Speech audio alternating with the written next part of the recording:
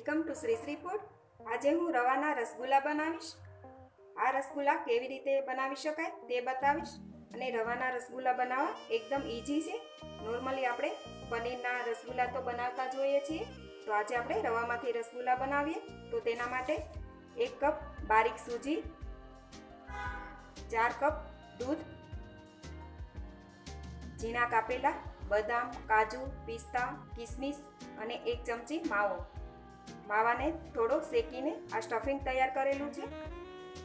3 ચમચી ખાંડ અને 2 ચમચી ઘી।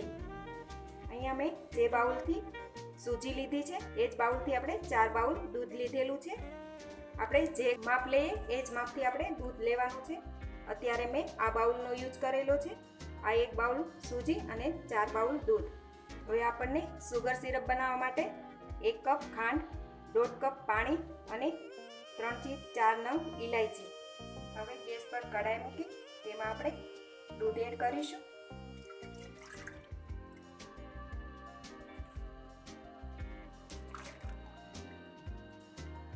ફૂલ ગેસ રાખી તેને ગરમ કરી લઈએ।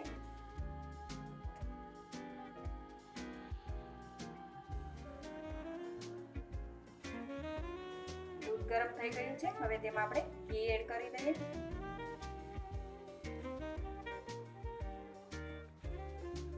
જે 3 ચમચી આપણે ખાંડ લીધેલી છે તે પણ એડ કરી દઈએ। હવે તેને હલાવી લઈએ। ખાંડ થોડી ઓગળી જાય ત્યાં સુધી આપણે હલાવીશું। હવે જે સૂજી લીધેલી છે તે થોડી થોડી એડ કરીશું, એકસાથે બધી જ નથી નાખવાની। આ રીતે થોડી થોડી નાખતા જઈએ અને તેને બરાબર મિક્સ કરતા જઈએ। ફરી થોડી સૂજી નાખીશું અને તેને બરાબર મિક્સ કરીશું। હવે ગેસ આપણે મીડિયમ કરી દઈએ। આપણે બધી સૂજી એડ કરીને બરાબર મિક્સ કરતા જ રહીએ।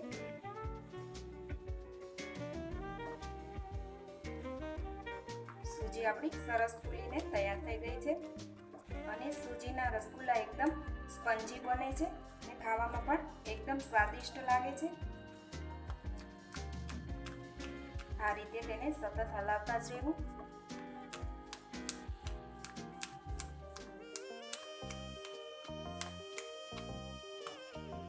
હવે સૂજી ફૂલી ગઈ છે અને રસગુલ્લા બનાવી શકાય તેવી તૈયાર થઈ ગઈ છે।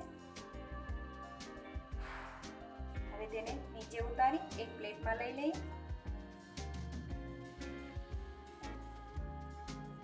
અને તેને ઠંડુ કરી લઈએ। આ મિશ્રણ ઠંડુ થાય ત્યાં સુધીમાં આપણે સુગર સિરપ બનાવીને તૈયાર કરી લઈએ। એક તપેલી લઈ તેમાં આપણે 1 કપ ખાંડ નાખીશું। જે કપથી રવો લીધો છે એ જ કપથી આપણે ખાંડ લીધેલી છે, તેમાં 1.5 કપ પાણી નાખીશું। તેમાં આપણે ઇલાયચી નાખી દઈએ।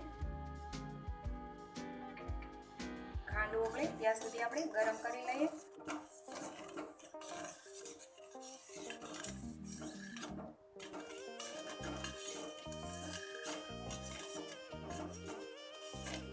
ખાંડ ઓગળી ગઈ છે, તેને હવે આપણે એકદમ ધીમા ગેસે 2 થી 3 મિનિટ માટે ઉકળવા દઈશું।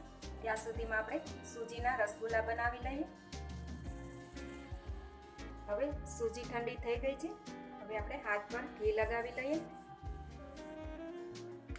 તેમાંથી એક પાટ લઈ અને તેના ગોળા બનાવીશું। આ રીતે થેપી લઈએ। તેમાં આપણે ડ્રાયફ્રૂટ તૈયાર કર્યું છે તે મૂકીશું અને તેને બરાબર આ રીતે પેક કરી દઈએ। તેને આપણે બરાબર પેક કરીશું। રસગુલ્લા આપણને જે સાઈઝના ગમે એ રીતે આપણે બનાવી શકાય છે। એને આ જ રીતે આપણે બરાબર પેક કરી લઈએ। ડ્રાયફ્રૂટ તમારા ટેસ્ટ પ્રમાણે તમે લઈ શકો છો। તો આ જ રીતે આપણે બધા જ બનાવીને તૈયાર કરીએ। એ પહેલાં જો તમે હજી સુધી અમારી ચેનલ સબસ્ક્રાઈબ નથી કરી તો પ્લીઝ અહીંયા ક્લિક કરો એટલે સબસ્ક્રાઈબ થઈ જશે અને બેલ આઇકન પર ક્લિક કરશો એટલે તમને અમારા નવા વિડીયો મળતા રહે। અને વિડીયો પસંદ આવે તો પ્લીઝ લાઈક પણ કરો અને તમારા ગ્રુપમાં શેર પણ કરવાનું ભૂલતા નહીં। હવે આપણા બધા જ રસગુલ્લા બનાવીને તૈયાર થઈ ગયા છે. હવે રસગુલ્લાને આપણે જે સુગર સિરપ બનાવ્યું છે તેમાં એડ કરીશું